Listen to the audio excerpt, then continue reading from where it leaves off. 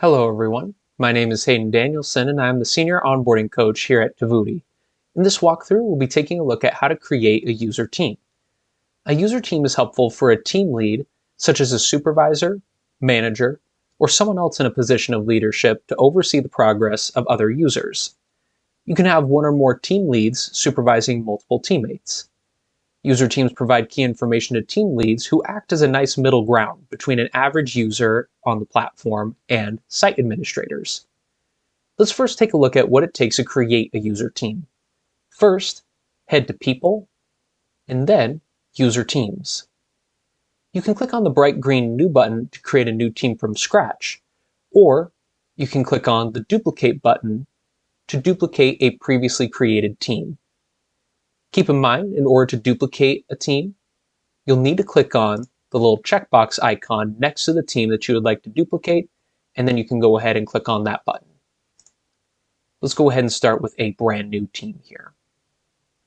Within the Details tab, you can define the title, publication status, and description of your user team. In this case, I'm going to call this our marketing team. For the description, I'm just going to keep it nice and simple. This is our amazing marketing team. Once we have the details defined, we can head to the Team Members and Leaders tab. As previously mentioned, you can have one or more team leads on any given team, but there needs to be at least one. In this case, I'm going to highlight my own profile and make myself the team lead. Team members can be added in one of two ways. We can either highlight individual users, or we can attach one or more user groups to this team. This latter option can often be a huge time saver for admins because this option automatically ties together your preferred user groups and user teams. What this means is that anyone added to the attached user groups will automatically appear as part of the user team. However, this does not work in reverse. If a user is only added to the user team, it does not automatically place them in a user group. Let's go ahead and select a couple of groups here. I'm going to select sub-administrators and site administrators and marketing to be on my team. Finally, we can outline the team lead permissions. These permissions can differ from team to team and can be activated or deactivated at any time. With some user management options, team leads can add or remove users from their team or delete users entirely from the system. Team leads can also assign user groups to other team members. If there are certain events that teammates should be aware of, team leads can highlight these events by assigning them as one of their permissions. Courses can be assigned by team leads as well. You can mark if assigned courses will have fees waived, and this is only important if there is a price tag associated with those courses. Once these details are configured, the new user team can be saved. As of right now, I'm just going to select a couple of permissions, and then we'll go ahead and click Save.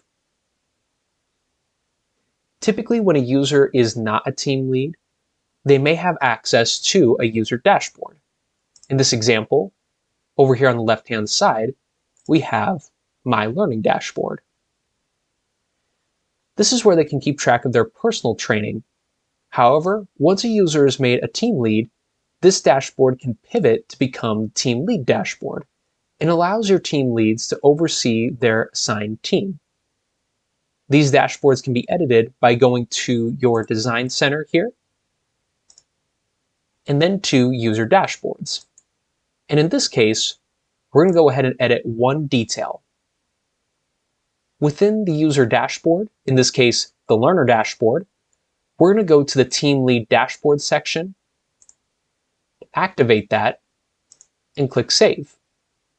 If you're confused as to why your user teams are not appearing or why your supervisors or managers or leaders cannot see their Team Lead Dashboard, 99% of the time, this is the culprit right here.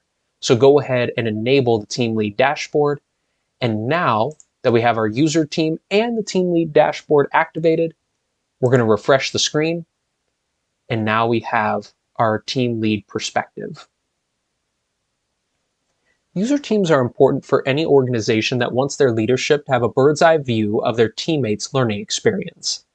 User teams can also provide great delegation methods so that site administrators can focus on managing the behind-the-scenes features on the platform, while the team leads focus on supervising each team member. Thank you all so much for taking the time to understand how to create user teams. We hope that this information is helpful as you continue to build out your one-of-a-kind platform. We'll see you all next time.